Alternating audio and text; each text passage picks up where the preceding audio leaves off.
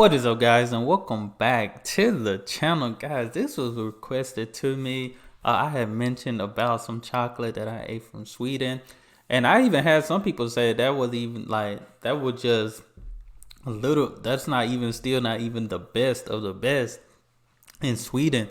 But this is why Europeans hate the taste of American chocolate, because I also mentioned in a video, like, I probably haven't ate chocolate since I ate the Swedish chocolate. I probably haven't ate American chocolate since then. I did try one of my favorite candies. It just didn't taste the same anymore. And maybe, I don't know if I got a bad batch or what, because that's mainly like the only chocolate, American chocolate, I usually will eat. But since I tried the Swedish candy, it's hard to go back. It's hard to go back to what I've been used to. But we finna check this out, see why Europeans hate it. I mean, most of you say it's nasty, it's not, it's not the real deal.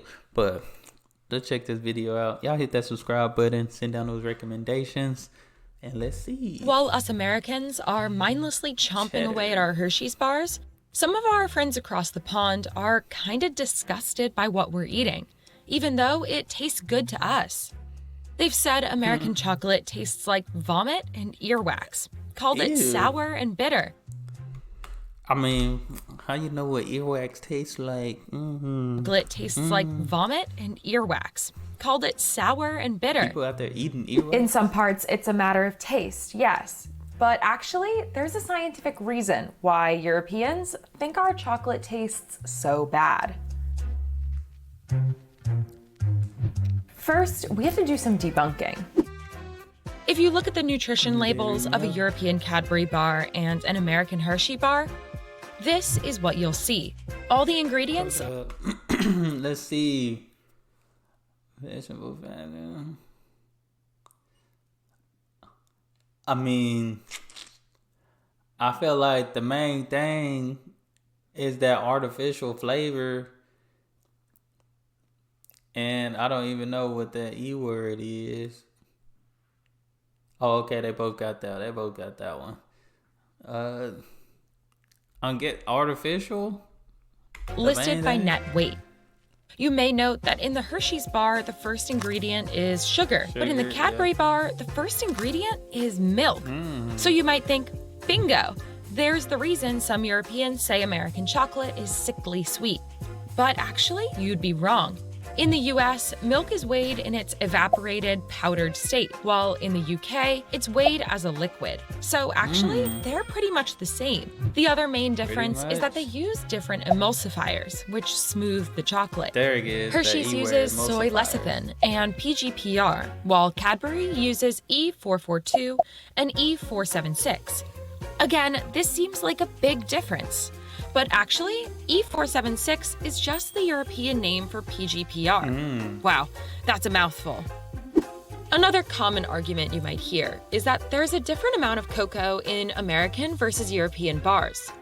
The US has a requirement for 10%, while EU law dictates that it must be at least 30% cocoa. Dang. US law says that 10% can only be cocoa powder, but the EU's 30% contains cocoa solids, aka both cocoa powder and cocoa butter. So again, they end up being pretty much the same. More cocoa. You might be starting to think that this is hopeless. They're practically Right, that's why I'm like, this video is pretty much saying it's the same. Maybe a video like people's taste buds are different or something. Kind of showing how they relate. the same chocolate. But these theories are focusing on the wrong ingredients. Let's now shift our attention to the most important ingredient, Milton Hershey. It was 1894 when 37-year-old candy manufacturer Milton Hershey decided to produce sweet chocolate as a coating for his caramels. It was a novel concept for the day, considering that milk chocolate was a rare treat for the rich and famous. Before this time, the intensive production process just wasn't possible on a large scale. But Hershey found inspiration from Henry Ford's production line and decided to apply that process to chocolate. It was a smashing success, and their flagship factory in Lancaster, Pennsylvania, became the Hershey Chocolate Company. In 1900, the company began producing milk chocolate in bars, wafers, and other shapes. With mass production, Hershey was able to lower the per unit cost and make milk chocolate for cheap. Hershey had been competing with other. That's why they lower the cost, making cheap chocolate. That's probably why and make milk chocolate for cheap. You get what you pay for. Hershey had been competing with other chocolate companies to have the cheapest chocolate bar in stores, and therefore the most accessible. Being a savvy businessman, he knew that increasing the quality or flavor would result in slim profit margins. So he decided to focus on the back end, aka the accumulation of ingredients. After he fine-tuned his cacao, he decided to focus on the next most important ingredient in a chocolate bar, the milk. And at the time, the early 1900s, fresh milk could not be legally stored for longer than 72 hours. That put a real cramp in Hershey's style, considering that after 72 hours, any unused milk had to be thrown out. Dang. And having fresh milk in chocolate meant that it couldn't be stored as long, even in bar form. So Hershey developed a process to do something to the milk in 1930. It's actually still a trade secret to this day, but so we drinking fake milk or something now? What the heck? Something to the milk in 1930. How can you do it's something to actually milk still to a make trade it last? secret to Like this day, but experts speculate that he created a secret process to alter the milk. It kept the milk fresh past 72 hours. It gave Hershey the edge to make the cheapest and most widely accessible milk chocolate. See, that's why I don't even drink regular milk or cow milk. I don't even drink that type of milk. First of all, I don't think it is what people think it is or say it is. I start drinking like the almond milks and all that stuff. Which kind of, I don't know how you get milk out of almonds, but I mean, it tastes good. I mean, I guess it's white water, if you want to say that, but I feel like it's a more healthier route. But that process had an unexpected effect on the chocolate itself. The secret method is known today as lipolysis. In lipolysis, enzymes introduced to milk break down fatty globules into smaller, more stable fat molecules. In order to kickstart this process, you first need butyric acid. It's a compound that partially sours the milk, but does give it greater shelf life. The resulting flavor is instantly recognizable. It's also found in Parmesan cheese and vomit. And particularly high quantities of it are found in baby's vomit.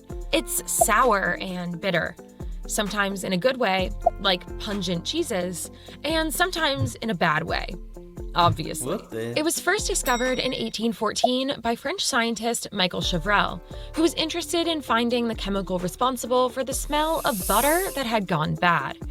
It's also the chemical responsible for that wet dog farmyard smell. It's secreted.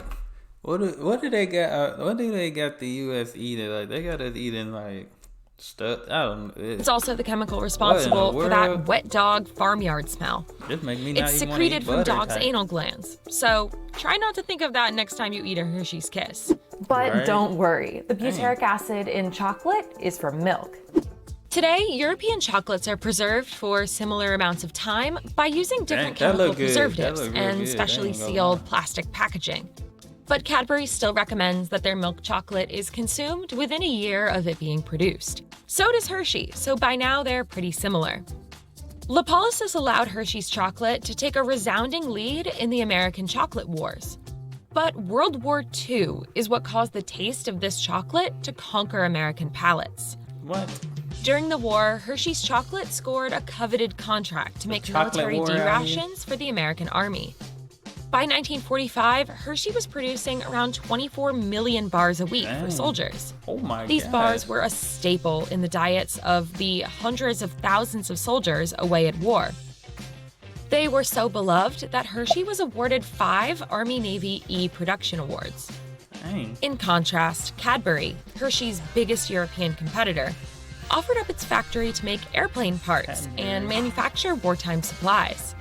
They didn't manufacture any food at all, and in fact, in Britain, I heard of chocolate was Cadbury rationed. before. This allowed Hershey to establish a taste monopoly. I feel like I've seen that in the store. I don't know if it's just a European, just only in Europe, But I feel like I seen that package look familiar. That packaging looked familiar. On Almost every American soldier came home wanting find chocolate that tasted the same as the one they'd been eating for years. Since all of the bars that Hershey made for the government used this top secret milk stabilization method, soldiers got used to the unique taste. In fact, they got so used to it that it became their new normal. Because of the wild popularity of Hershey's post-World War II, other chocolate companies in the US added butyric acid to their chocolate to mimic the flavor of Hershey's that all the soldiers absolutely loved. It became a staple of American commercial chocolate. If you're in the US, which I feel like if you had a Hershey's bar, like any other candy, matter of fact, I got a Reese's here. Yeah, I see the Reese's. Yeah, I see the Reese's. Not sponsored or anything, but just like this Reese's. I mean, it's part of the Hershey company, so I mean, it's better chocolate than other chocolates probably in the U.S. But I mean, I feel like since Hershey's #1, like most of their chocolates are better than any other chocolate that people probably sell in the store. You know, when I make brownies, I'm getting Hershey chocolate chips, not the other chocolate chips like what's this, like Storehouse chocolate chips and all. Get straight Hershey products. Hershey products. It became a staple of American commercial chocolate.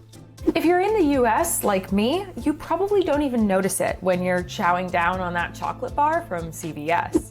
Today, lipolysis isn't necessary due to chemical advancements in food chemistry. Hershey still does it because the taste is what all of us know and love. Some smaller independent chocolate brands have stopped adding butyric acid to their chocolate in favor of marketing it as similar to European chocolates. With trends moving towards an appreciation of organic, pure foods, Hershey may not be at the top of the chocolate world much longer.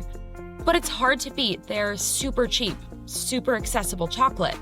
So don't expect it to go away anytime soon. But Europeans certainly notice, since none of their chocolate companies use the lipolysis method or supplement their chocolate. So on behalf of Americans, I am very sorry that our chocolate tastes terrible to you.